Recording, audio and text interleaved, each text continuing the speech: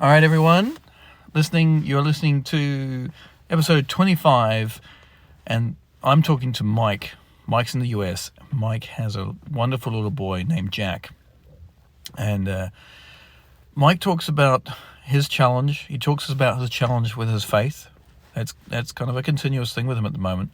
Because about 6 months ago, they really got the diagnosis, and that was massive. Because they were all focused on milestones, and then all of a sudden the diagnosis came through. So that has really changed the game for him and his wife, of course. So big things there. He talks about how he fills his cup, how he manages to kind of keep going, and how he manages to keep himself on the road, which, as I know, is really tough. And as a president of a company, which he is, that also poses a whole lot of challenges for him. So, you join us as we're kind of mid-flow. Just get into it. Enjoy it. So, thanks again. Enjoy. Thank you for joining it. Oh, my pleasure. I love it. I've listened to several of your episodes now since you reached out the first time, and found a lot that's helpful. And we're still pretty early on in this. We're 5 years into the journey, but we're 6 months into really knowing what Jack has. And Wow. some of that, Six months. 6 months. 6 months. Wow. Yeah. So we got Jack's diagnosis in April of this year. Right. So like I'd never read the Holland poem, and that has really helped me and my wife have like a language to talk about the way we're processing it. And so this has been hugely helpful to me personally. That's great, man. I'm stoked. I've got shivers going on, man. Like years, because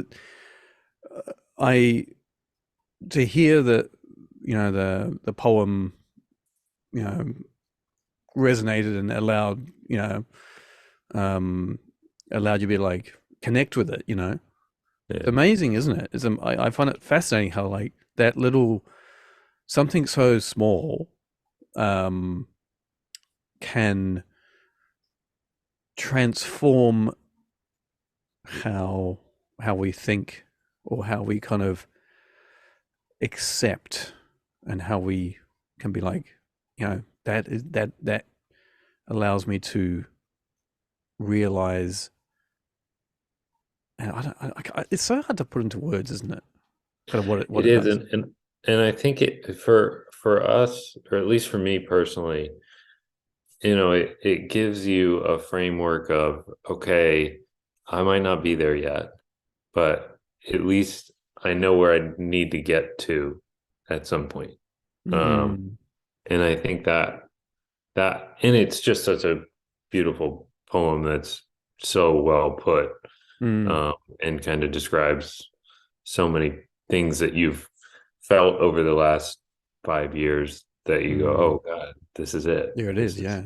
I'm heard, and I'm seen, and all those things that you can feel so lonely during this. Yeah, that's right. That's very, very true. Wow, man, we're going to be going somewhere with this one. I like this. I like this so far. This is great. Let's talk a bit about kind of Jack here. So Jack, he's 5, is that right? Yes. 5. Yeah, so he just turned 5 in August of this year. Right. Okay. How was his birthday, man? It was good. I was actually away for it. But so we had when I found out I was going to be gone for it, we had a vacation about 2 weeks beforehand that we were out on Nantucket, a little island off the coast near us. And so it was just me, my wife, and him. And we were out on a little house near the beach, which he adores the beach. So we just decided we were going to celebrate his birthday out there. So he loved it. We loved it. It was a lot of fun. That's cool.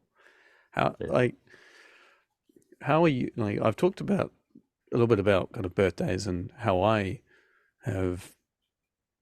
I still struggle, kind of emotionally, in a way. I struggle with birthdays because I think it's more of like I struggle with the I don't know what to get him.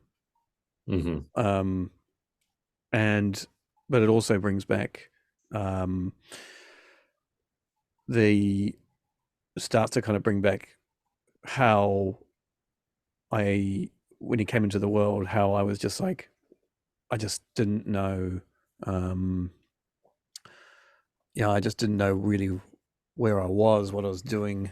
Um, I didn't know how to be a dad, and I was just thrown into this world. Um, and then I just, you know, I don't know. But I find it can be a difficult time for me, and I suppose like I suppose the question for you is like how how about you? How are you? It's definitely difficult.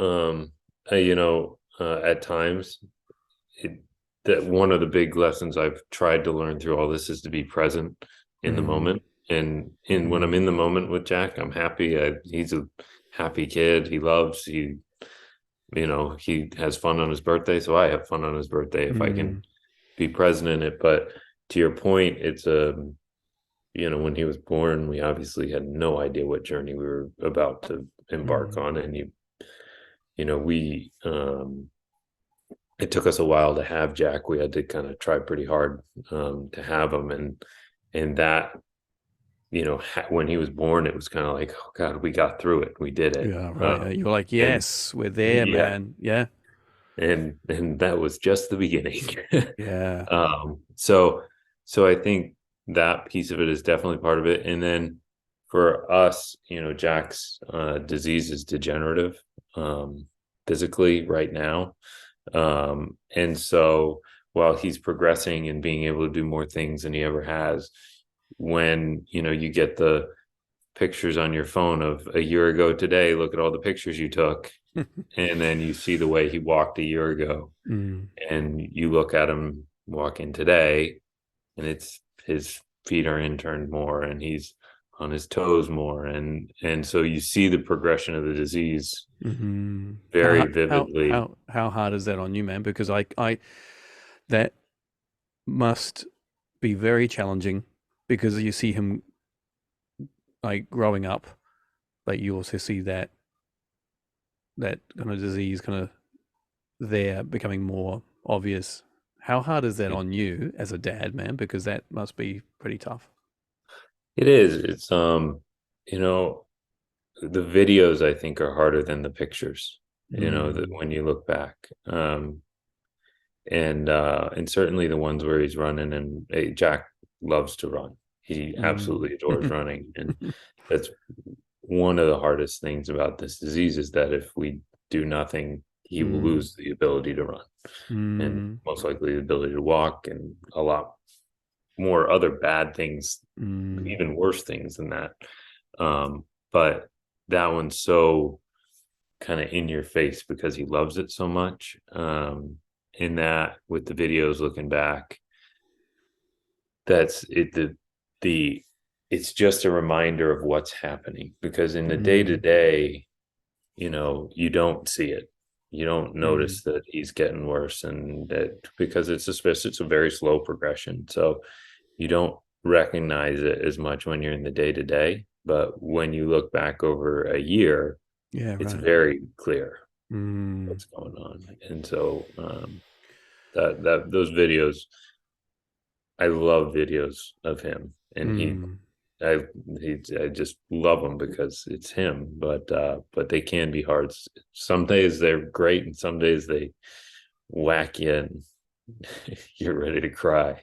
Yeah, yeah. That is like, um, my last kind of couple of dads like talked about crying and I I've I kind of feel that it's something that I'm still learning I'm still learning to do this. I'm still learning to actually be allow myself to be more emotional, more Hmm. um, and it is a challenge for me to do this. I'm like, why the bloody hell is it so hard for me to be able to just to well up, Yeah. and let it let it kind of let it let it come, um, and I think that's something that like some guys clearly are very good at this, and I'm I am very much learning Yeah. the emotional aspect of it, um, and I think actually doing talking to dads like yourself actually definitely allows me to tap into it much more because Yeah. it's I think it's just kind of having that that kind of bond of like, okay, so we're a dad, we're dealing with so much, we're trying to kind of you know solve the the problems in our world, Hmm. and it's like there's got to be a kind of a release along the way somewhere. It's just um, so that's good, man. It's good to hear. And do you actually think that you release enough? Do you think you kind of be emotional Probably enough? never release enough. I mean, if I'm honest, I've gotten better at it. I certainly, when we got the diagnosis in April, um, we had for the four, since he was 6 months old, my wife thought something was wrong, and so since he's been about 9 months, he's at least been going to physical therapy, and then later added speech and OT, and a lot of testing, and Mm, but so we had the idea that something was not normal, um but it was always framed to us in a he's going to catch up at some point, mm, and I never worried about it that much until we got closer, probably when he was 3 and 4. I started to feel more like, okay, this was, catch up is going to be it's going to be a while. His life's mm, going to be harder than maybe we pictured it originally. mm, um and I was kind of okay with that, and had kind of come to terms with that. But in April, it hit us pretty hard because that wasn't the case. There is no catch up, and so that catch up word had played a pretty big role in our lives. And so that certainly, there was a big release after that. There's, you go through anger, and I'd listen to music has actually been a pretty good release for me. I listen to certain songs and just bawl in my car, and well, that's that's good to one of hear, my man. releases, you That's know. good. But I'm sure there's not enough. I mean, my wife and I have gotten a lot I've gotten a lot better at talking about my feelings with my wife. She's Mm. always been good at it, but That, but that's yeah, that's good to hear. Actually, I let you kind of anger.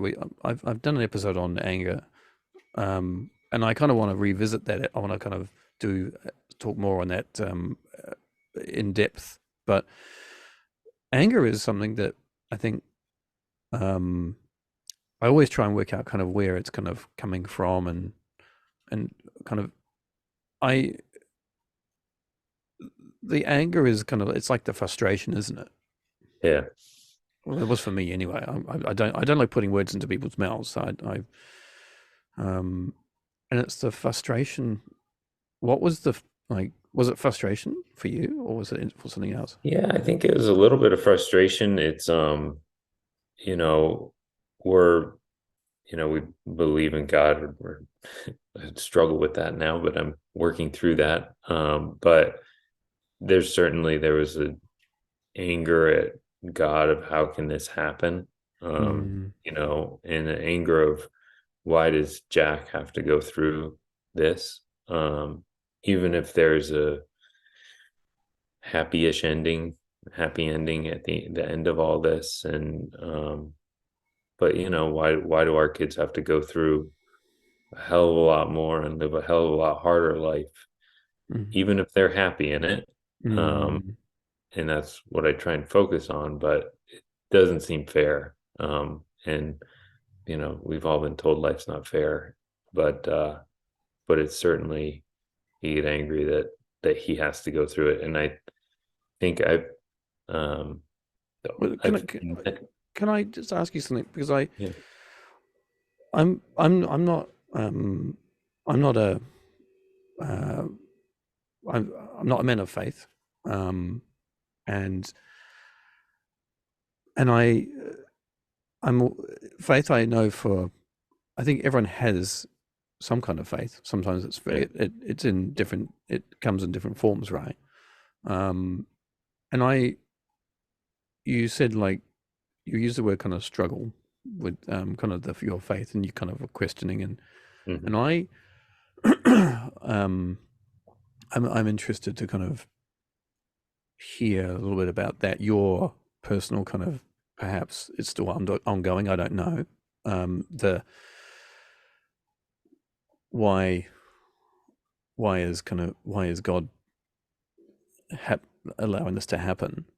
I Yeah. guess I don't know. I stop because I don't have that. So can you Pat, can you walk me through that? And someone who's listening who may be like me, what does that look like?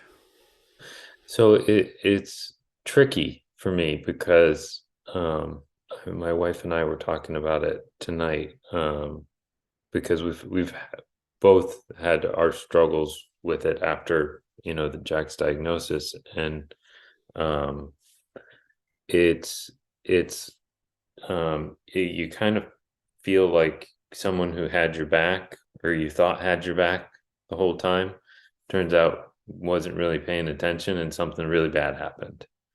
And so I can point to in my life so many blessings and so many things I can be thankful for, and they far outweigh the one bad thing that Jack has.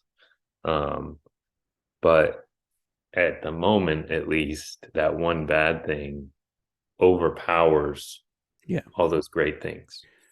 And so that the anger certainly is towards, God. I have it is, how can you have let this happen? How can this sweet, wonderful boy have to go through this? How can you let that happen? Even if you put all these other blessings and all this, this wonderful story in front of them and with us, but Mm. how can this one bad thing happen? And how can you be what I've been taught that you are? Mm.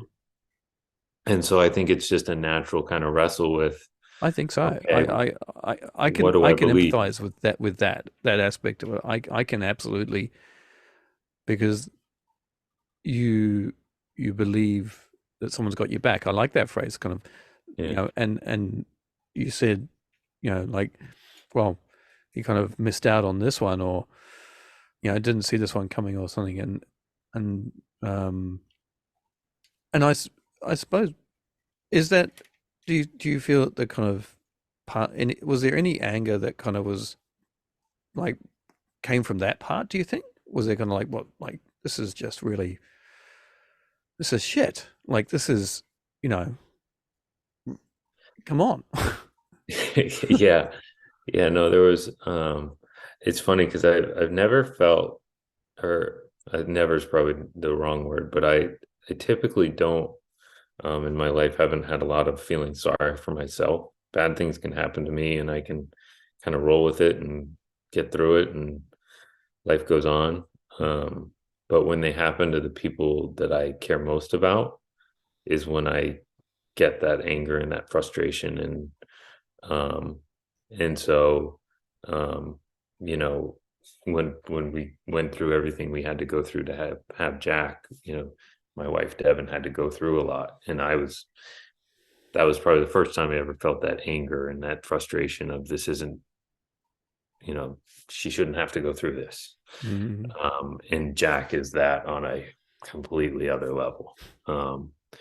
And so yeah, it's a tricky one for me, and I'm still working that one out for sure. Yeah.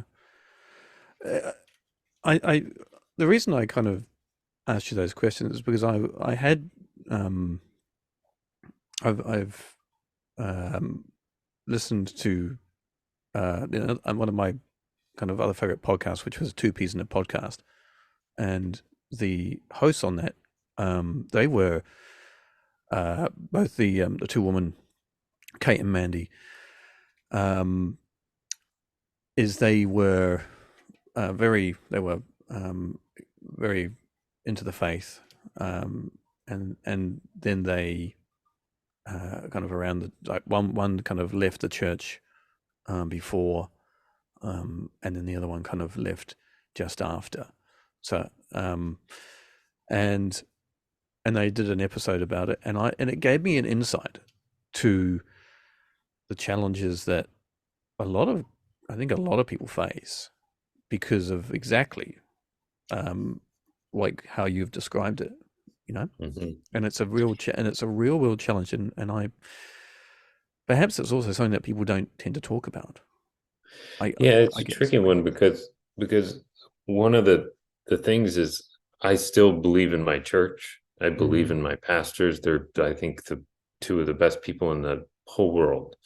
And so I believe in everything the church believes in, with the way that they think you should live and the way we should all love each other. I believe in all that 100% still. Yeah. But it's that big piece of it, the guy that we show up for, Yeah. that you start to wrestle with a little bit more. And it certainly, I mean, it really affected me at the beginning. How did you get through that bit? When you talk about like in the driveway, kind of, listen to music and having a good cry and getting it out. But there must be more to it than there must be more kind of ways to kind of. How did you deal? Yeah, part of it was talking about it with my wife, and learning to open up about it, because I'm not that person. I may bottle it up and keep it inside and bury it and hope it goes away someday. And as you know, that doesn't work with this. No. So I think it was learning to talk to her about it, and then realizing when I did talk to her about it, that it made her feel better. I That's think interesting. Okay. I think part of, certainly for me, was my hesitancy to talk about it at the beginning was, I have to be the strong one. Somebody's got to be the rock here that's going to get us through this, and I'm going to fix it. And, Yeah. all I'm the the dad, I'm the guy man, things. I've Yeah, got this. Yeah. exactly. And so when the first couple times that I kind of said, man, I'm really struggling with all this, my wife was like, God, it's great to hear you say that. And I was like, really? Wow. But you got a she's lovely going through all wife then. those You got things a lovely too. wife. That's Yeah. yeah. So that was certainly part of it. Music, especially with the faith piece, for me, was a lot of it. I started listening to more. I listened to a little Christian music beforehand, and I started listening to a decent bit of Christian music, and that was kind of my entree back into, okay, why don't I work on this a little bit more? And then, my wife and I started, a few months ago, or a couple months ago, a daily devotional book, which is a short passage from the Bible, and then it's from one of our favorite Christian singers. She writes, kind of how she felt, and the whole thing is about kind of a fight when you're in the whole 100 days of devotionals, or when you're in a tough moment. So, and then they have some kind of questions at the end. So it gives us something at the end of every day to sit down and talk to each other about, and kind of check in on how we're doing, and how we're doing with the faith piece, and the struggles we're having. Yeah, it's really, really good and really interesting to hear. Did you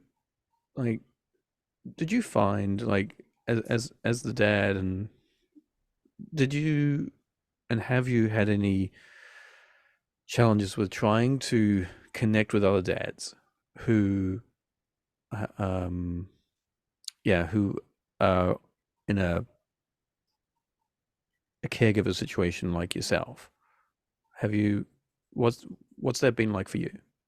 Yeah, so it's been tricky because I think women naturally are more empathetic human beings than we are. And I don't know why that is, but it certainly I think is the case. And so I'm lucky in that I actually work with my dad and my best friend in the world. They both happen to work for us. So they're a real good outlet for me to my brother's nearby too. Um, and so I can kind of sit and have a beer and talk to them about it. Um, Anybody in kind of a role like I'm in, it's more when I'm talking to them, it's kind of more of a you sit and talk in therapy session. Connecting to people in a position like me has been it's honestly so far it's been hard for me to open up to that. I've Mm. hoped to get there. Um, Can I one of can I ask what it is you do? Your position, kind of what you. so You I don't have to be you don't have to be super specific on it if you don't want to. That's fine. Yeah, no, I'm a president of a small company that we buy and sell airplanes for people. Right. Okay. So, so it just keeps me busy during the day. But then, Yeah. one of the huge blessings that we've had since Jack got his diagnosis was the day we got the diagnosis, we were told, what he had, which is SPG 50, and that it's a degenerative disease, and that he will slowly lose the ability to walk and then use his hands and then have a neurological a cognitive decline Mm. sometime in his life that'll take away his ability to think. And that's devastating to hear, especially when we didn't see it coming. I mean, to tell you how little we were concerned, they gave us a call and said, or they gave us a heads up, hey, we think we might know what it is. Right. Why don't we hop on a call to discuss it? And they gave us 2 dates, one of which was during my sales meeting that I was running for the company, and one of them was 5 days later when I could have been home. Right. And we said, well, let's just do it and get it over with. I'll step out of the sales meeting for a minute. And I wasn't even home when we found all this out, Wow. which was Okay. so but kind of getting back to the one of the blessings was they told us, hey, there's a dad in Canada who's kind of got this same diagnosis almost 4 years to the day that Jack got his, and he spent those 4 years developing a gene therapy to treat it, and had just Right. treated his boy, I think 3 weeks before Jack was Right. diagnosed. And he got on the phone with us that night and Right. said, we're here for you. Here's our cell phone numbers. Call us anytime you want. We know what you're going through. You're not alone. And that was kind of everything at the beginning. That must. I want to go back a little bit to when you said that call you got. So you were you were in a meeting at work, and then you're in that call. You got like a conference call with your wife, I guess, as well, right? Mm-hmm. Devin. So, and you hear this news. How did you what did you do straight after that call? Like what was going through your head? Honestly, at that point, I couldn't process it. I didn't process it at all. I heard it all. Mm-hmm. But I think there's some self-defense mechanism in me that just didn't let me really think about what it meant. And maybe it was that I heard there was, this hope of gene therapy, and I just said, okay, well, we're just going to get that, and that's going to be the way I can process this, is that there's a light at the end of this tunnel. Yeah. but it was a little weird because I didn't break down in tears. It took me about 10 minutes after the call, and when I did get the call, I went in and said, "Hey, I'm gone for the rest of the day," and Right. Okay. So you're like, I'm going out. home and Yeah. I'm gonna. Good on you, man. I think that's it's good to hear, because I think some guys would be like, okay, I'm gonna just truck on here, Yeah. and I think that it's good to hear that actually you were like, no, I'm going home. Like this Yeah. is bigger than than what we're doing right here. This is life, Yeah. and I think that's really good to hear. So credit to you, man, for showing leadership, because that's what it is, man. That's what it is. It's like, you don't necessarily have to tell everyone kind of what's going on, but like, I've got some personal stuff and I really got to go, guys. Like, Yeah. yeah. So, So like, it was tough. And and then I got home, and my wife, was thankfully during the call, her mom was at least over here to look after Jack, so she had a little bit of support. But on the way home, I just lost it, and then that whole day was um, just a nightmare. you just, would you say, um, yeah, just unable to kind of find kind of any kind of, your Yeah, mind's just racing, I guess, isn't it? yeah, it's trying to understand, how this happened.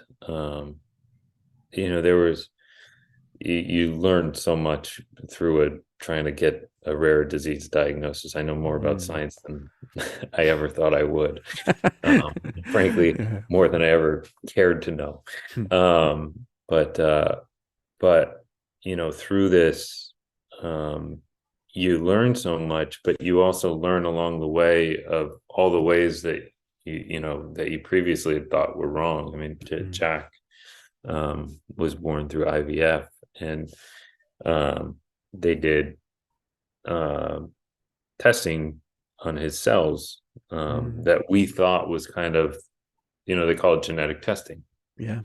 And at that point in time, it was counting chromosomes was really the big thing that they were doing. Right. But in our simple science minds, it was kind of like, well, we checked the genetic box. Yeah. Like that's, yeah, exactly. And little did we know we were way wrong on that one. So it was kind of the whole process was kind of weird to wrap your head around, and then to try and you get it, and your instant reaction once you stop crying is to Google it, and there's very little on the disease. I mean, there's 87 kids in the world with it, so it's not something that there's a ton of information out there. No. So and that doesn't kind of, I suppose it doesn't fill you with any kind of confidence when you need confidence. Yeah, and it was tough because the disease has a pretty wide spectrum, and we're lucky or blessed or whatever the word is. I hate using the word lucky. No, I know. We are. It's yeah, I know exactly what you mean. Yeah, but that Jack's on the very, very mild side of this disease, but they kind of all lead to the same place eventually, probably. So, but so it was weird to kind of, you start reading about it, and it's, oh well, they're going to have seizures when they're a year and a half or two, and we never had any of that. And so right, there was are you kind of like, are you kind of like waiting for that to happen though? Are you kind of on, because you've been told that they now that we've kind of really met with specialists, and it's about half the kids have that and half of them won't, and they've kind of said Jack at this point won't really have that piece of the disease. Right. There's certainly other stuff that you're always waiting for the other foot to drop, and right. I always think that that's got to be the scariest shit that I've never had to experience anyone around me have a seizure, and I just would be like, wow, I just really wouldn't quite know what to do. I think I learned actually to put the person on their side. I think that was actually like one of the things I learned in the podcast, Yeah. and clear the airway. Like that's about the limit of kind of what I've learned through a podcast. But I just like that's got to be such a terrifying and traumatic experience, and then if it's reoccurring as well, that's just like Yeah. I can't even imagine how scary that's got to be to yeah, watch your child, especially go through. I mean, anybody go through it is yeah, scary, but to watch your child, I couldn't. I don't know how you do it. I no, listened to that podcast, and I don't know how they do it, no. but I you and do. I think it's like someone, they were kind of says, well, there's that phrase, right? I don't know how you do it, I don't know how we do it. Well, we just step up, we do it, and Yeah. that is credit to us, because I know I think we just feel like we just don't have an option with that. I didn't feel like well, it's just like this is what we're just going to do. But there's obviously not everyone is able to do that, and it's for what it for. And I'm not going to judge people on that. It's everyone has their own ways and styles and ideology and reasons. So okay, we've talked about so much here. This is great, and getting kind of a real insight to you, Mike, and your kind of journey as Jack's dad, right? How like how has the arrival of kind of Jack? How has that kind of changed you? If you look at you before and you look at you now, how have you changed as a dad? Obviously you become a dad, but how have you changed? Do you think as a human? So I think a couple things that he's definitely taught me, and one of them's to really understand what's actually important in life, and I think that's a fairly common thing that you know dads and moms, parents like us learn is you learn that my dad coached baseball for me growing up, and I coached my brother with my dad, and always wanted to be a baseball coach, and had a little boy, and I was like, here we go. Um, and maybe there's an outside chance that someday that's going to happen, but I'm almost certainly not going to be a baseball coach of Jack, and doesn't even bother me in the littlest bit. It's not something I mourn or something because it just doesn't matter in the big scheme of things. You when we got the diagnosis about Jack, you instantly, I mean, in minutes go from, all we wanted was for him to catch up and for him to, live a quote unquote normal life. Yeah.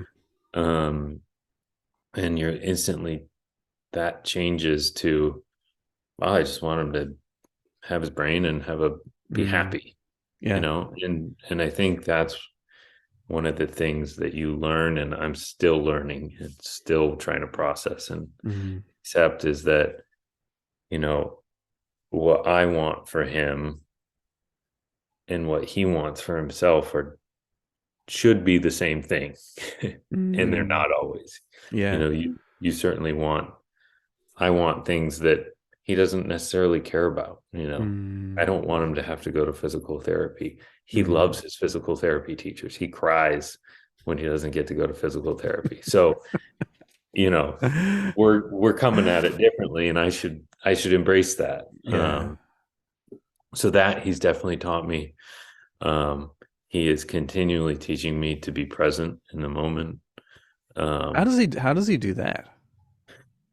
Just by he's a really happy kid most of the time, not always, but when he is really having fun and he wants to have fun with you, when you're doing that, it's the happiest I ever am.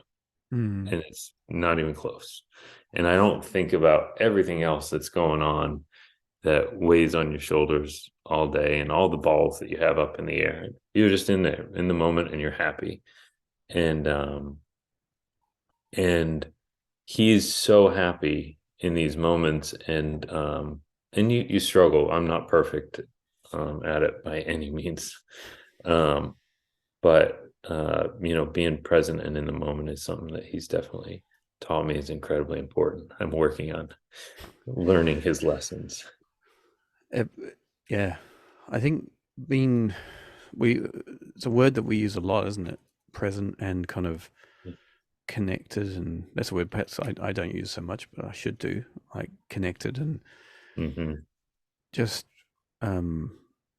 thinking about like just enjoying the moment, which of course means being present, right? But I kind of feel there's more kind of inside that word than what it really stands for. I like to unpack it a little bit more, because I suppose I feel myself. I have to kind of catch myself to pull myself out of, like, because my head, I have all this crap going on in my head with work. Stacks of it is work, just like work related. Mm-hmm. And I just have to pull myself away from that and enjoy those moments that he kind of presents to me. And it is like I just don't know when it's going to happen, but it's so hard. I find it challenging to kind of enjoy that moment and really kind of like be like, okay, like just be dad, just enjoy it for this time right now. Just forget all the shit that's going on, Steve, in your world with work, thinking about how many lessons you've got, who's teaching what, whatever. Just, just enjoy. And I that's probably a real struggle. That's a real struggle for me, because I probably don't do that. I don't do it. It's not probably. I don't do it as often and as much as what I should do. Yeah. What about you? 100%. 100%. There are a lot of times where I can get into the moment. When he's really happy and really having a great time, it's easier for me to snap into it and go, God, he's having a ball right now. Let's just go have fun. But when he's sitting around and playing and having a good time, I will find myself, I'll kind of, you become aware all of a sudden and you're like, God, I've just been sitting here for 30 minutes and my wonderful son's playing in front of me, dying for me to play with him. And I'm zoned out sitting, and it's not even that I'm working. It's just, I'm thinking about work or I'm thinking about something else. And so I think that's, it's a huge struggle. And then, for me, some of it is when he's, we were at a get together the other day and he was running, and there were other kids running around and Jack can't keep up. But he was having a great time. He was chasing all the other kids and they'd run and he'd run after him and they'd run the other way and he'd run after him. And he kind of needs somebody to run with him. So he was holding my hand running along, and it was really tricky because it's breaking your heart every step of the way that he can't just go run with the other kids. But he was having the time of his life. So it was this like internal battle of like, just be in the moment. He's having a blast. So let's have fun. Yeah. It's like you're kind of what you want it to be versus kind of what he or the kind of reality. Like Yeah. we kind of, yeah, yeah. That's tough, isn't it? That's really tough to. I, um, and I'm really I'm so happy that you can share that, because it is, I think, yeah, there are guys that will resonate with that, because it's just like, I want I want him to do this, or I want her to do this, and but they can't, or like but we're doing, you know, we just need to, and again, I don't say we, but I got to try and say I just need to go back to that empathy of, like, I just need to be empathized kind of um what he wants to do. Yeah. And that's something that actually I think is a big part of a lot of the work that I try and do. Is I need more, yeah, empathy, to listen, to work out what he wants, because he doesn't communicate so well. He's getting better, and that's a process. So it's learning what he wants to do, and adjusting my expectation to his, bringing it in line with his expectation. Yeah. Yeah, I can't imagine how difficult that is, because Jack, he speaks and we understand him, and a lot of kids with this disease don't. They are Mm, nonverbal too, and I can't. That's one of the things that I can't imagine how much harder that must make things to have to try and read the situation to understand what they want, instead of he comes over and says, I want to go do this, and mm. at least you know what he wants, and whether or not you're up for the task is different. It's another question, but Yeah, um, that's I can't imagine that it's got to be really hard. yeah. I mean, it's definitely challenging. And as he gets older, like he also gets stronger. He's pretty strong now, Dominic. Um, and yeah, he will kind of just get up from the table and just walk off. And and those situations have been like, what are you going to do? Where are you going to go? And sometimes he seems like he's on a mission. And I just and my anxiety level starts to rise, because I'm like, because he he can just do anything. He might go and grab the fish food and just dump the fish food into the fish tank, which he's done. Or he'll walk down and go to the toilet himself, which is actually really awesome, because he does that now, which is, he never used to do that. So my anxiety, those situations, he won't. Oh, it's very rare. It's very, very rare that he will say that he's going to the toilet, and if I say, where are you going, he's like, he won't say. Yeah. It's almost like a typical teenager. I'm not going to tell you where I'm Yeah. going. But that is just a real world challenge that I have. And yeah, but the anxiety kind of like it's like, where you go? Whoa, whoa, whoa, whoa, whoa.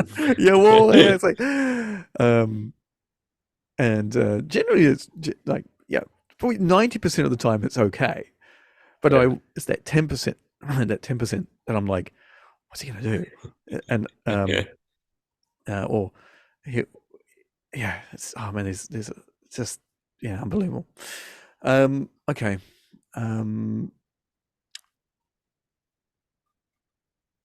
Let me just have a look down here with my questions. So he's 5, so he is, he's in like a daycare situation, or kindergarten situation. What's So he's in a preschool, right? which we're actually really lucky. He's in a preschool here. The public school has a program for kids with any sort of disability or developmental delay, and Right. so he's in that program. And it's, I mean, talk about being stupid parents that think better. When Jack was 3, he was going to preschool for the first time. And COVID happened and we ended up homeschooling him for that year. And then he was 4 and we were kind of like, I don't know, maybe we just send him to a normal, preschool that can help him out a little bit. But, at that point we didn't know what it was. And we kind of batted it back and forth, but I think it was very much we wanted him to go to a preschool because that's what we wanted for him was to, Mm-hmm.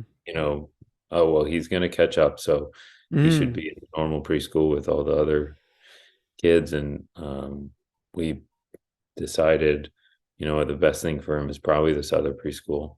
And it has been the absolute best thing in the world for him. The teachers are phenomenal. They have all the therapies he needs right in the school. Wow. And he still gets a lot of therapy outside of school too. But at least they've got that resource where he gets it during the day. He gets the attention he needs. And they're just phenomenal. And he loves it there. I mean, That's good. it's been a blessing. So yeah, so he's in this year's his first year of full day preschool. So he goes 9 to 3 ish. Right. So And this is it like a is it like a public school, like a mainstream school? Is it yep, but with they're able to provide kind of extra support along. exactly. So this Good. at this point, it's a class where there are a range of kids. There are, I think, a couple kids who are normally developed, but most, if not all of them, have something going on, Right. and a reason they're in that class. But you're still in the public school system, so there are other kids at the school. You're going to the playground.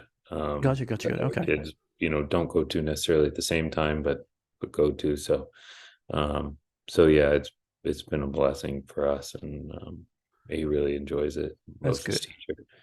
I think that's it's the key is always um the enjoyment side of it for the child, right? That's really Mhm. key. Um and everyone like I'm always interested to kind of hear the stories that kind of what people have because some people have a real challenge with going into like a mainstream school and then having the like a separate class, which it sounds like your preschool. That's the setup. It sounds Mhm. like that. Others don't even get the opportunity or feel like they can't go into that. Okay. There's a whole lot of so many variables. It's just unbelievable. And of course, finding people that are on board with it and the inclusion of those around those around them is it's a good thing to hear, and nothing is perfect. Nothing is No. perfect. As much as we kind of want it to be, and I suppose like we continue. Jamie's now in junior high, and we are continuously asking and pushing for more inclusion in his schooling, Mhm. and and it's tiring. Let me tell you, it's Yeah. tiring. And my wife, Junko, she's really she's just so into this, and I'm really into it as well. But I don't like I can do what I can do. There's a limit to what I can put into that, and so. But it's schooling and getting them trying to if it's possible to get the kids into that kind of mainstream situation. I think it's great for society. I just think like society benefits so much from that. I totally agree. I think Jack next year theoretically will go to kindergarten, and it's at that point you go to a class of kindergarten and he'll have help in the class, but he's just in a kindergarten class. Yeah. Right. And I'm excited for it, terrified for it, all the things. Yeah.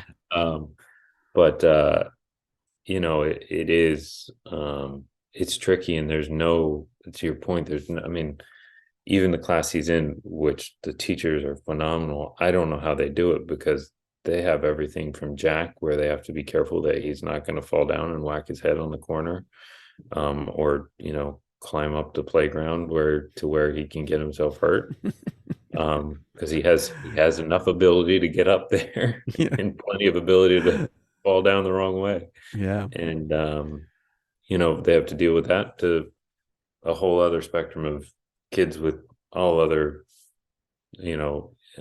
different issues, and how they manage that on a daily basis, and have all the kids, and all the kids love it.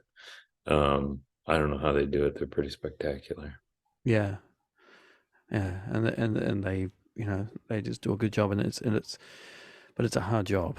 And, it is just, yeah. And it's tiring, it's draining, it's everything, but it also comes with a hell of a lot of, I think it comes with a hell of a lot of reward for them as well, as they see, that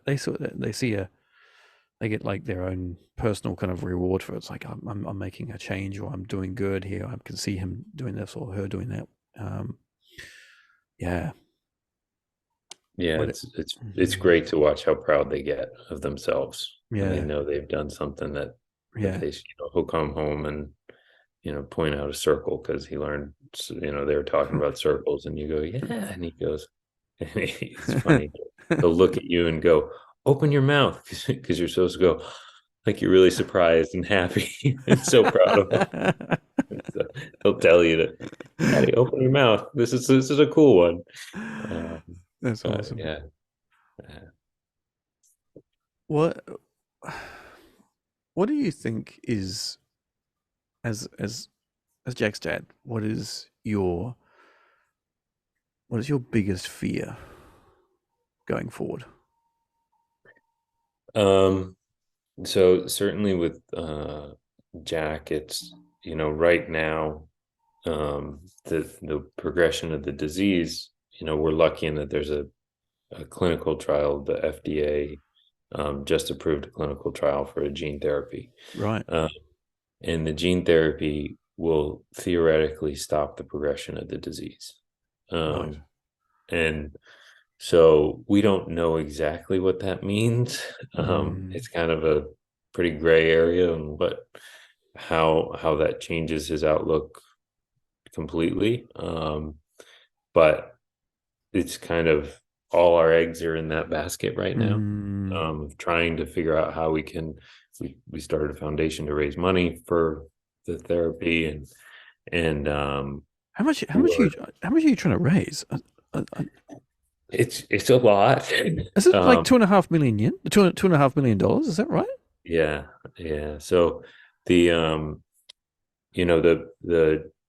the Terry Pirvalakis is the dad in Canada who came before us, and he is a guardian angel, a saint, of whatever you want to call him. He's that to us, because he went through, and they gave him the diagnosis of just go home and love your son for the rest of his life. And he kind of went, nah, it's not good enough, and went out and raised $3 million over 4 years and developed a gene therapy, and it's amazing.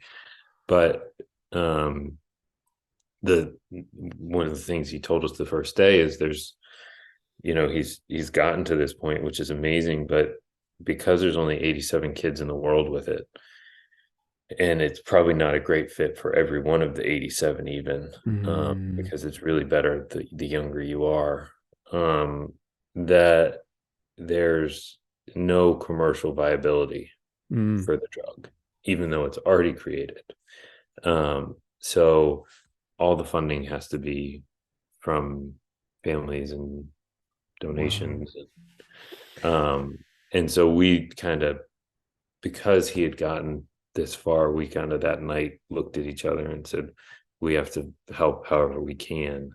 And so the $2.5 million is to raise enough for 10 kids, 8 to 10 kids, Right. to get the gene therapy. And the hope is that after that, it becomes, really approved by the FDA. Right now, it's approved for the clinical trial, but once it gets approved as a drug, then that's where countries with healthcare will step in and pay for it, or insurance here in the U.S. will step up and pay for it, and then it becomes a real thing that can help kids. So Wow. That's so you kind of going back to that question though. Is this is connected to one of your biggest fears? Is it it's kind yeah, of like so the biggest fear is, there's been one child in the world that's gotten this gene therapy so far, and it's Michael. It's Terry's son, and he's I think 9 months into it at this point. And so if that, even I think it was probably a little aggressive, I think 6 or 7 months. So it's really too early to know anything other than he lived through it, which is right. scary enough to think that that's something that you have to be concerned about with something like this. But the concern is that you get out the other side and they go, yeah, it didn't do anything, or God forbid something worse happened. But my fear is that you get to the other side and they go, yeah, the gene therapy is essentially put a virus in your body, and the virus is a good virus and overtakes and changes your DNA and replaces the broken gene with a good one. But if it doesn't take hold, or his body fights it off or something like that, and they go, yeah, sorry, this is your one shot. It's not you can go back for another dose. So if that So happens, it's terrifying to me, because I think for you talk about acceptance a lot on here, and one of the really hardest things for us is, because that first day we kind of got this, hey, this awful thing, but there's this hope. You cling to that hope instead of going, okay, this is what it is. Yeah, okay. Kind of go, okay, we're getting that, and we don't really know what that means, but we're getting that because it's better than this. And if it doesn't work, then I don't know, it would be breaking all over again. I'm really glad that we're kind of talking about this, because I think it's all these things happen for a reason, right? Because I was like Jamie he definitely has Down syndrome. The autism side of Jamie is basically my own is my own and my wife's kind of self-diagnosis of it. He possibly has other he probably has ADHD and I don't know. Like it could be other things that are there as well. I don't know. And this Japan is just unfortunately light years behind, and giving real solid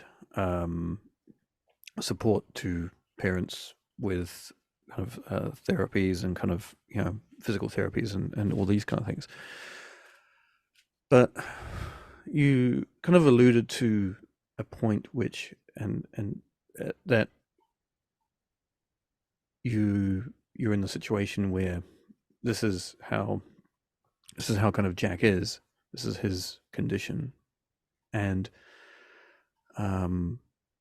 it's like, okay, well, there could be the seed is sown and said that, hey, you could essentially there could be a gene therapy for this disease. And some people are like, they can't even deal with that. They just can't. I guess there must be people who who are like, I just got to deal with what we've got here, because they for whatever reason they just can't even fathom that kind of journey, or the challenge of kind of going down that route, because it must be a very, because when you start that route, when you start that kind of route of like, okay, we're going to see if we can find that cure to either reduce it, slow it, is that you, I guess, you put yourself into a kind of mental state of like, okay, like this is, we potentially can have some kind of light at the end of the tunnel, or the light can be brighter at the end of the tunnel. And Gives you hope, I guess. Is I don't know, because I don't like, there's no, Down syndrome.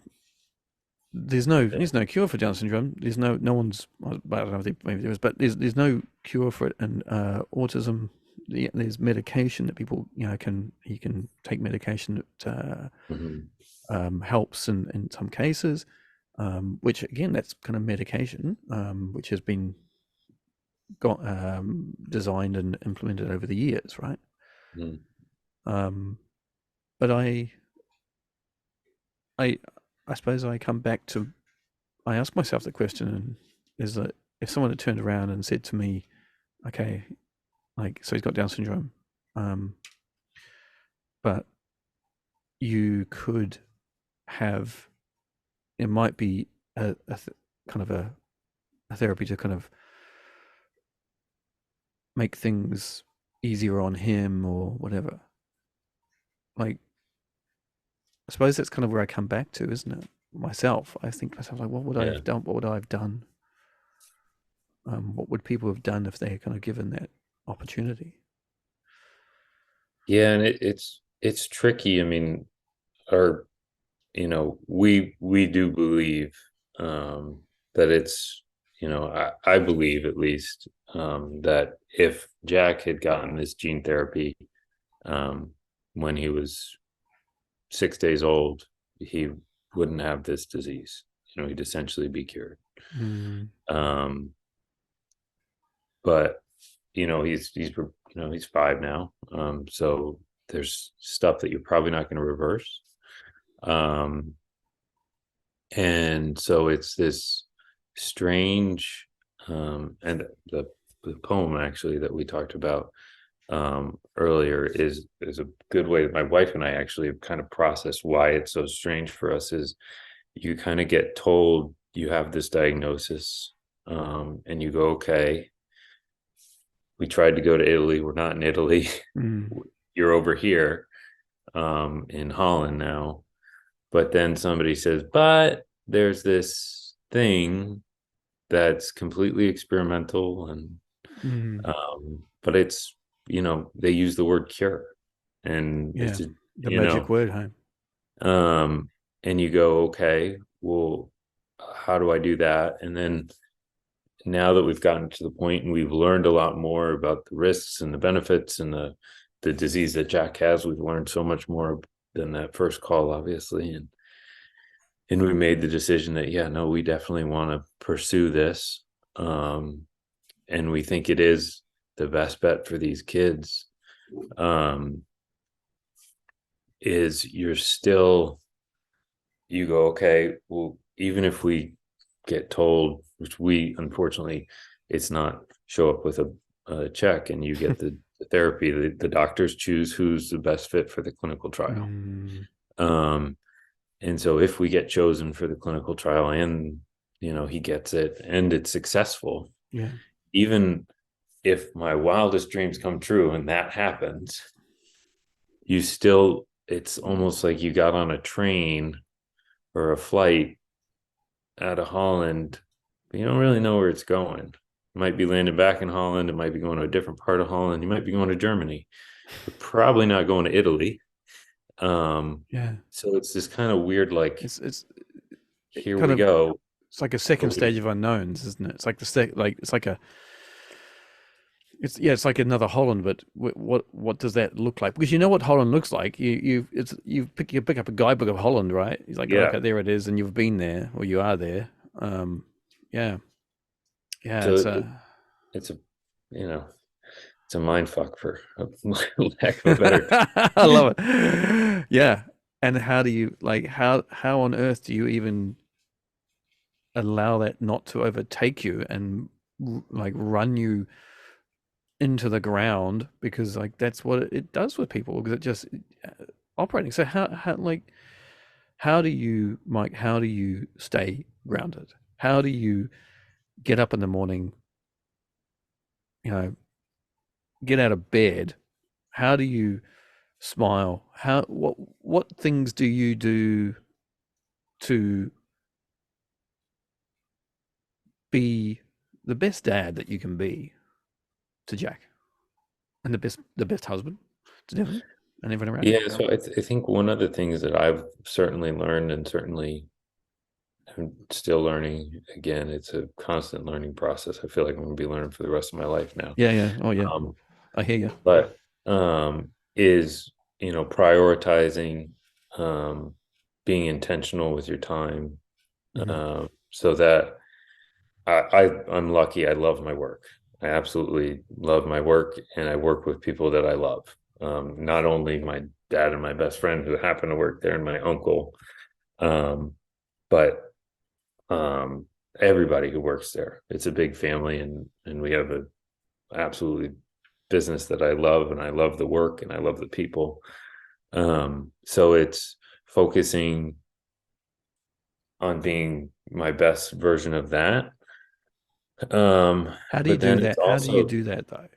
How do like because it, I the reason I say this is because work, like I like my job and things like that. I do like my job, but it's work and doing something outside of work that is not work. That is about me, just for me, is so important, man. Because oh, amen.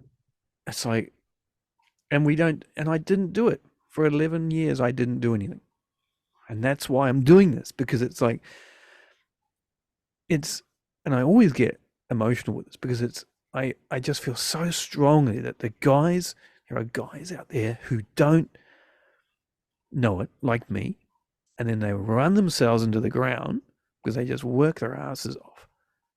And it's like we have to share those stories, because we don't have the dads who, we don't live in Italy where the dads can just go and, you know, fuck off to the park and just and sit on the park bench and, Yeah. kick back with music in the ears. We can't fucking do that. It's not what we do. We go to the park. It can be a stressful experience. And so how do you ground yourself from, maybe it is work. Maybe I'm writing your work off here. No, no, it's not. I was, I think part of it is, I was lucky that, I had started sailing, and got pretty serious into sailboat racing. There we go. And so, uh, my dad has a big ocean race boat. And when we got Jack's diagnosis was in April. And in June, we'd been sailing. We started sailing about 8 years prior to that, and had just been on a big, pretty steep learning curve. And in June, late June of that year, so about 2.5 months after we got Jack's diagnosis, I was supposed to go to, from Newport, Rhode Island to Bermuda on a sailboat race. Fantastic. And there was about 2 days where I was like, man, maybe I just shouldn't go. This is just the wrong time, and I just don't need to do this. And um, thankfully, my dad, his boat, and he was like, do whatever you got to do. But thankfully, my wife said, no, you gotta keep sailing. That's going to be the best thing for you. You need somewhere where you can go, not worry about it, and Yeah. just kind of be you. And so that was a huge one for me. and then, I think one of the hardest things for me is if you look back to before all this and how I envisioned my life, I grew up in a house where there were always people over and we were always having dinner parties. The house was kind of a revolving door. And it was fantastic. And I absolutely adored every second. But with Jack, that when you have a lot of people over, not only is it stressful because now you got to try and figure out, how to take care of Jack and make sure he's safe while you're taking care of everybody else. But you don't get those moments to be present with him because you are entertaining and you're having fun with other people. And I love going out to dinner. I still love going out to dinner and having a couple drinks and a nice meal. And but I think I became more, and I believe it's the right thing for me and our family.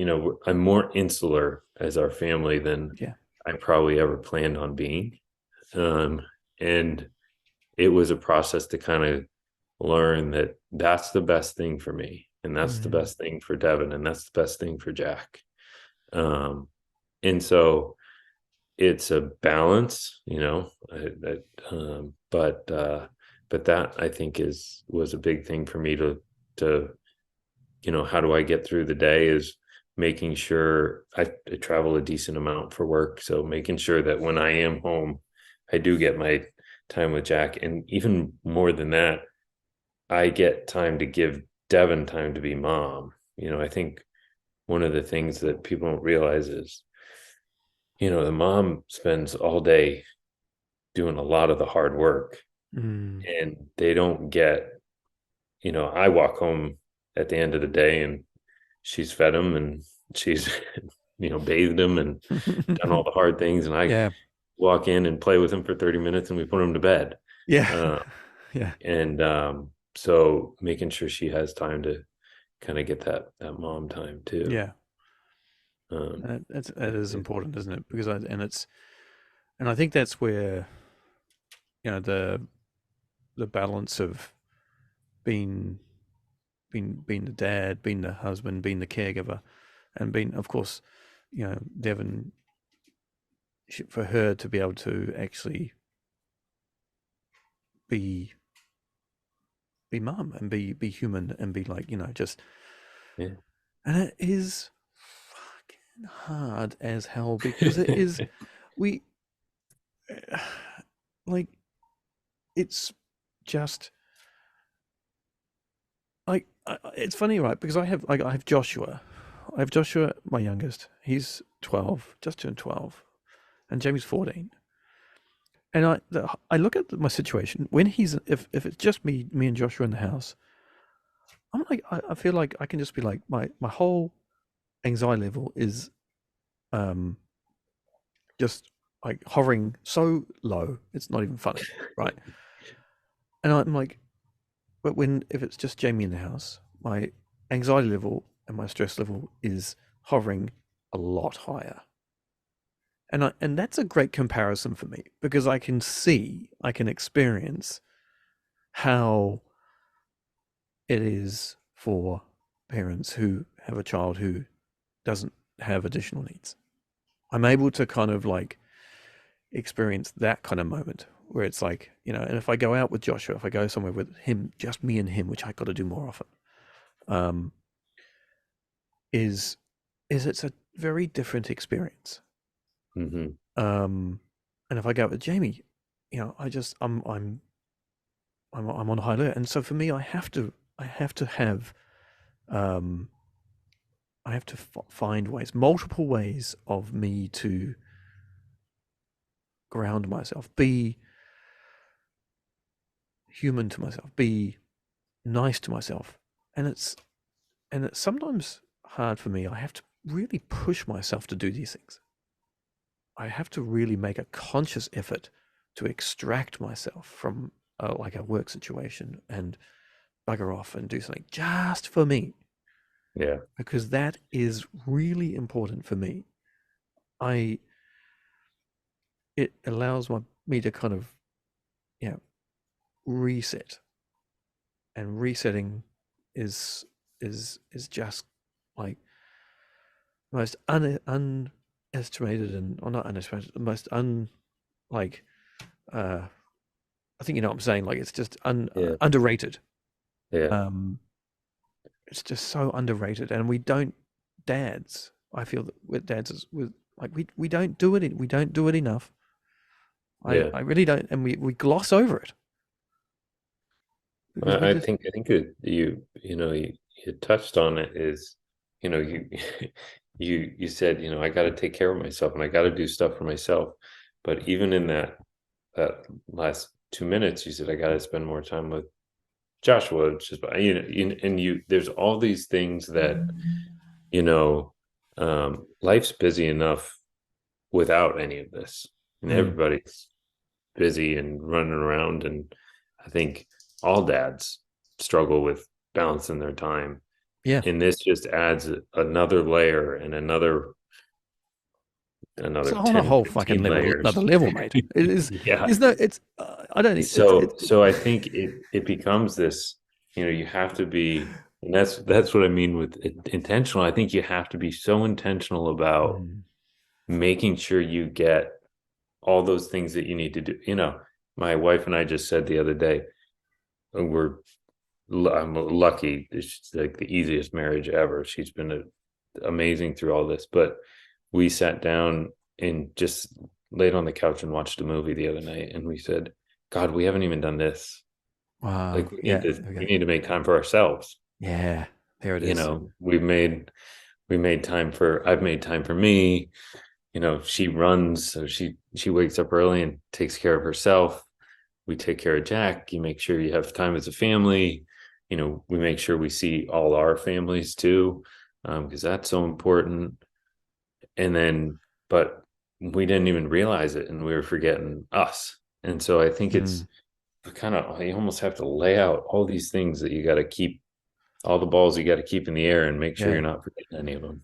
That's right. And that's a really valid point actually about the keeping yes, etching out time for just, you know, for you and Devon, right? And again for me and Jonker. Like we we literally um we have a really unique kind of lifestyle because we literally live in each other's pockets. But we're like, you know, we just, that's because we work together. She works at the school here. She like works at the school. She literally like lives and breathes the school like me. Um, and we're just like, so. But we were able to go out on Monday night, which was my birthday. We went out. We got the babysitter in. Thanks, Emmy, again. And um, we went and had a birthday dinner, and it's like, you know, it's so nice. And we were talking about, we were just, you know, we were getting highly drunk on a bottle of wine, and just, Which is needed. which is needed. And we had a great time. We were just talking about all the girls behind us who are all single, and like, are they all single? Like, why are they here? Like, you know, we're just, you know, having a good old chat and a good old laugh. And it's like, you know, we're gonna like, and I thought to myself, we have to really make a effort to do this. Yeah. We have to put the groundwork in to do it and make it happen. And it's harder for us to do it. Like, it's harder for you to do it. And it's Yeah. harder for the other guys, other dads to do it. Like, all these dads, it's harder. Like, and but it is really important. It's not really important. It's so fucking important to do, because that's, you've got to keep things, trying to keep it all together and keep, you know, keep things moving forward the best that you can, being human, looking after those around you, and looking after, of course, looking after yourself. Like, so you got to have your own time. You got to have your time together with all these people. Yeah. Man, oh my God. Okay. All right. So, what is laughter? Let's talk about laughter, because I again, I really have to sometimes pull myself to be like, just laugh at this, man. Just laugh. It's just fun. It's funny. Yeah. And so, when was the last time that you had a good laugh? And obviously, like a moment that you can look back, maybe not the last time, but you can look back and be like, oh, I really had a good laugh at this, and it felt good, and even maybe you had tears in the eyes. Yeah. So the last one that really comes to mind was, and it probably wasn't the last one, but Jack, one of the blessings throughout all this is we were told that hippotherapy or horse therapy is really good for the disease, and riding horses and doing physical therapy on horses. Right. And so we found a farm around here, and they're absolutely spectacular, and Jack adores it. It's his thing. He waits for every Saturday to go horseback riding, and This sounds amazing. and so, like, it's just 45 minutes away. It's a windy road. It's 3 hours of your life to go stand in a barn and watch him ride horses. But he's so happy during the whole time that my wife and I both go every time because we just want to watch him, because it's the happiest he is all week. That's awesome. So they started trotting, or kind of jogging with the horse a few weeks ago, and the first time I ever watched him do it, it was the second time he had done it, and they start trotting, and he's got 3 people with him. Right.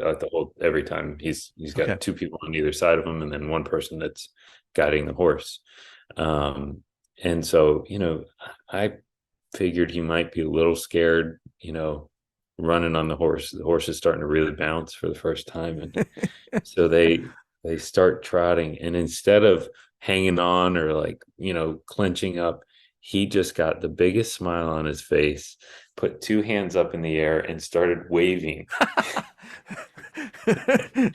And it was like he was the queen going down the road, waving to all his constituents, and everyone in the barn was dying laughing, and he was just having the grandest time. And you're thinking like, hold on. I know, you're like, dude, like a little bit of acknowledgement. The horse is running right now. Yeah.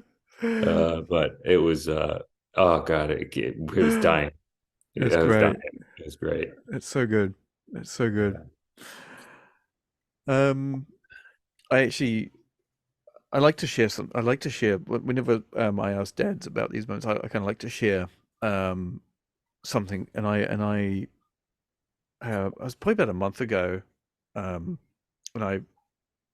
we were watching a movie. We were on Netflix, and we flicked up a movie. It was called My Time, and I was like, I don't know, like I've never heard of this movie in my life. But the actors in it, God, I can't remember their name. Anyway, I'm not going to go into that because I'll just screw it up and I'll mess it up. But anyway, so we put it on, and it was about a dad who was essentially he was the house husband, and his wife was the one. She had this high paying job.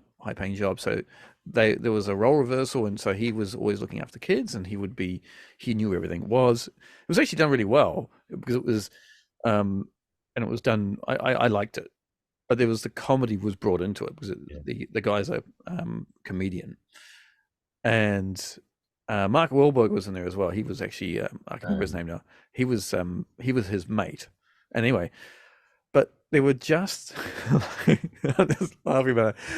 I'm not going to try and even tell the funny moments, but there were so many moments in this film where I was with my wife. We were still like lying in the bed, and we were just like laughing, just like, oh my God. I was just like, this is like, it's just so good to watch a movie and laugh like that. Laughing at a movie is just is the best. And so I recommend that. All It's right. I think it kind of was nice, because it was the role reversal of the dad as Yeah. well, which but it kind of it did I did it in a really good way actually. I liked it. It didn't make it into an issue, but then it brought it to the surface, and then it kind of then I don't know. It was just funny. So if anyone's listening, and if you've got Netflix, is My Time. I recommend it for a laugh. Put it on the list for sure. Yeah, We love watching movies. Oh, there we go. It's a good one. So, the one of the last kind of things here have is actually I've skipped one. Music. You said that music's a big part of your life, and what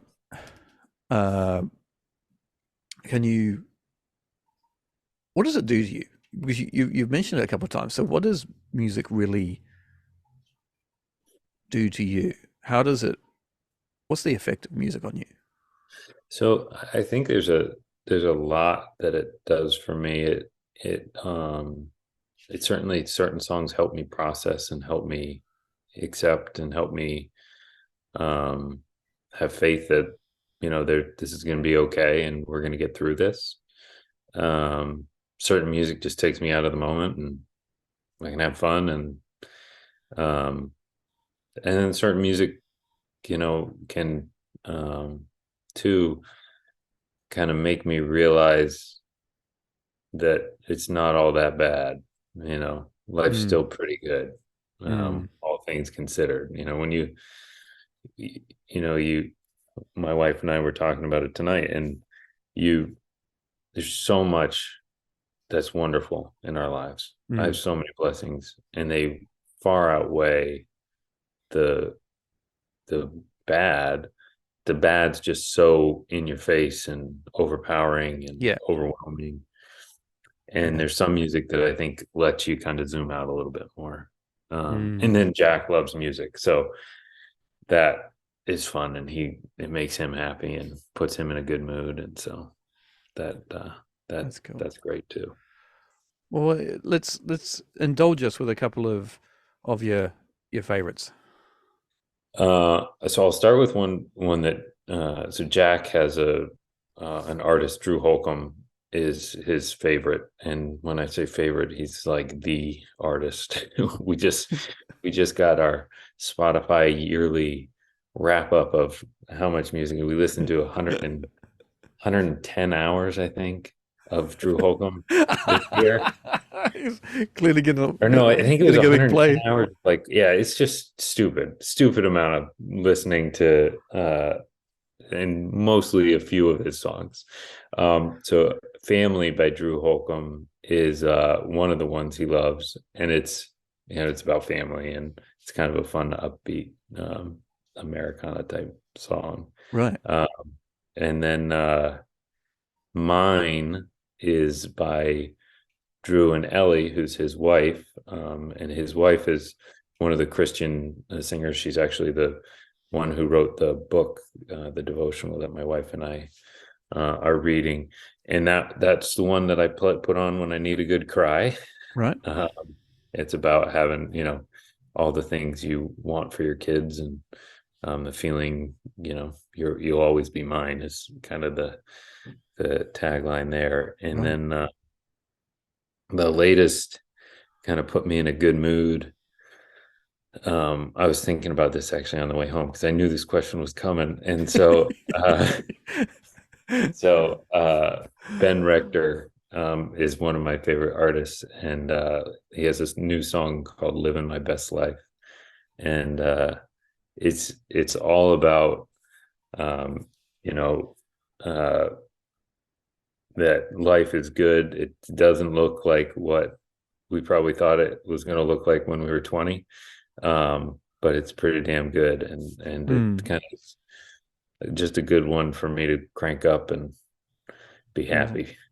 That's good, man. That is good. Thank you for sharing those. So we've got three songs here, wasn't there? 3 songs, yeah. Yep. Okay, awesome, man.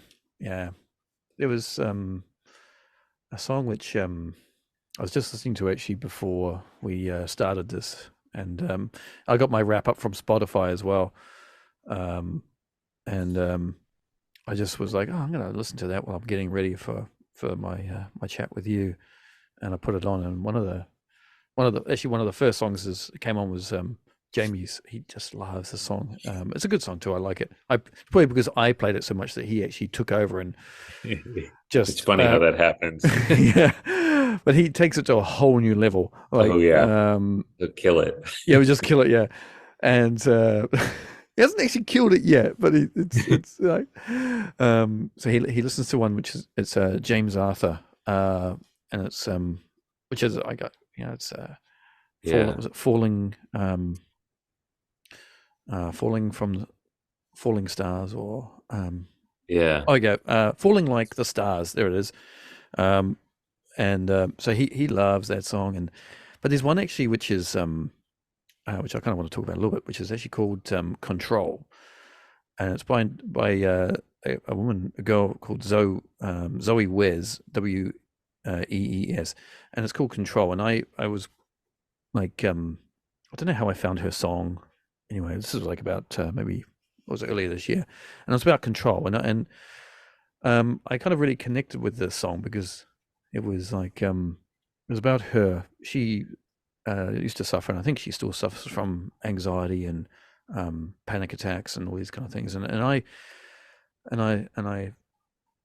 just love the lyrics of the song. Like she talked about, I don't want to lose control, and I kind of resonated with that phrase because like I was my kind of my frustration and my anger is that I'm like I've it's something that I was at the back of my well, it's not at the back, it's at the forefront really of my mind is I don't want to lose control with that my anger, my frustration is that I want to be I want to kind of manage it and get it under control, and yeah, just to have it so it's under control. Yeah. So I don't want to lose control. And it's called Control. It's a great song. So I'm going to throw that onto my playlist, and I'm going to put yours onto the playlist as well, because I want to have a listen to those ones. it sounds like a good song. It's amazing to me how a lyric can kind of connect, and man, when it does, it really helps me a lot. Yeah. It's funny, isn't it? Music does that. Music really does have that ability. Okay. So here we go. 4 words that sum up your life as Jack's dad. 3 or 4 words. Yeah. It's got to start with love. I mean, he is, and I think, a lot of parents feel that way, but, man, it's, and there's no amount of love that you'd ever thought. And so it's got to start there. I think present or in the moment, or, I never think present is the right word, but that's kind of the word we use for it. But being in the moment, is certainly something he's teaching me and I'm working on. But that is one that I hope defines me to him, certainly. Patience, there's definitely a lot of times with patience and perseverance, and then grateful. I mean, it's really hard to feel grateful sometimes, but this last week being Thanksgiving over here, we we spent the week, I had a 4-day weekend, and I started the weekend with, I'm just going to really try to focus on the things that I'm grateful for the whole weekend and try to be positive. And I was way less than perfect. But it really made a difference. And you recognize when you're being more intentional about it, you recognize all the things that you have in your life that you are blessed and grateful for. Mm. And that's actually it's a really good point. Actually, it's a very, very good point. And yeah, being kind of grateful for things that we do have, and it kind of ties in with that. Previously, you said like how sometimes like the negative side is just so in your face, right? Hmm. It's just right there, boom, you can't even see anything else. Um, and it's kind of when that, like, when that's not there, when is that looking at what we have, how lucky we are, how fortunate, we are to have Jamie in our lives. He's given us, given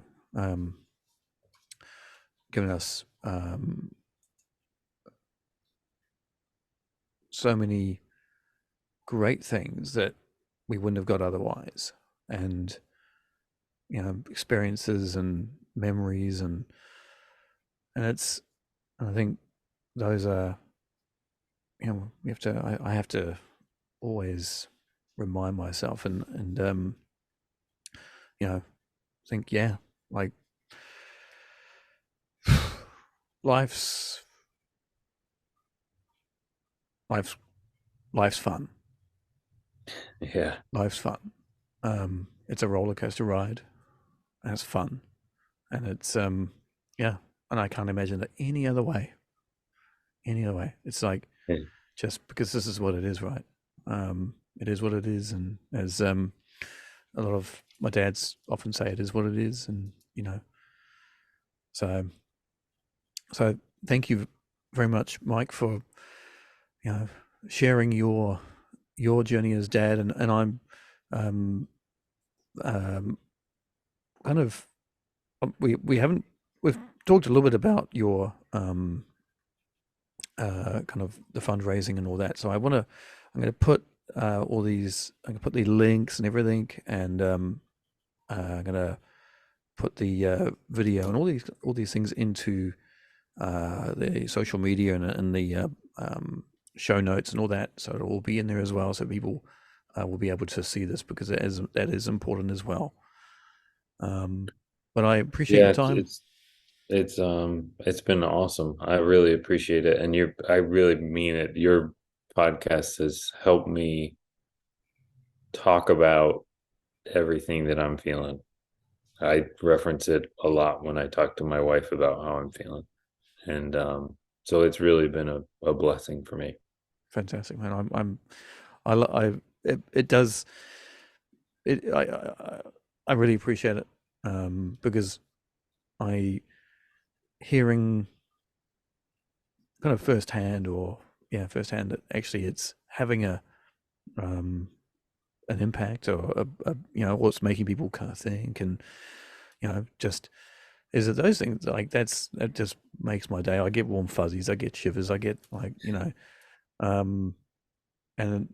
and it's, I really enjoy doing it. I was on my way down here, and I thought to myself, my previous guest, Joe, which hasn't come out yet, we talked about the bubble, kind of our bubble, as to kind of what we managed to fit into our bubble, and sometimes we just can't fit any more things into our bubble, because we just. Mhm. But I didn't think really about even the reality of putting this podcast into my kind of bubble, but it kind of came into my bubble, and it's been a real part of how my world, my life, and I just kind of, it's such a big part of my bubble now, that, like, it doesn't negatively interfere with my life. It kind of adds so much more value. It impacts, probably even expands my bubble, probably makes it bigger, and allows me to bring other things in. I love it, kind of, when I sit down and I have conversations and hear the stories, the real stories, the the dad aspect, the dad stories that, again, like as we spoke, like it's not so. It's a quieter voice, and I think that, you know, feel for those out there listening to it who are, you know, don't feel like they can talk about, because there are dads that just can't. There are dads I know that can't, do not feel that they can talk about it, and sometimes just listening to it is actually that, like, is the best thing that they can do. You know, it allows them to be more, you know, feel like they're not alone, basically. Yeah. Because that's a very strong and powerful feeling, isn't it? Being, you feel very alone at this. Certainly in the beginning, we felt, you know, you feel so alone. But the more you get into it, and the more, you know, you realize all the community that there is surrounding it if you open yourself up to it. Yeah, And it's that's hard to open yourself up to it. It's really yes. hard. We're still working on it. But it's been amazing to kind of open yourself up to it, and feel the love and support of people that you've never met in person, you will never meet in person, and they'll do whatever for you. And it's pretty amazing. Yeah, it is. It is indeed. All right, Mike, thank you very much. And I will, it's been great. So, again, I appreciate your honesty and openness. And yeah, you're doing a great job. And, you know, all the best, man. And we'll stay in touch as I do with all the dads, and check in and reach out. And, you know, I ask dads now, just, you know, shoot, how are you? Like, you know, because that's what I don't think we do that enough. I just don't think we do that enough. Like, we don't, No. like, and it's yeah, I mean, I think we seem to struggle with asking that question. Like, hey, we want to kind of like talk about something, but it's like, how are you doing? Oh yeah, I'm having a really tough time. Like, oh, what's going on, man? Like, you know, like, it's, you know, I'm learning how to be better, and you know, and it's tough. It's not easy, but it's definitely a good thing, and I'm making a conscious effort to be doing this more often. So, Well, all thank right, you. okay, all right, mate. Take it easy. Have a good Great. night. All right, and we'll speak to you soon. All right. Sounds All right, good. cool. Thanks, mate. Take it easy. See you later.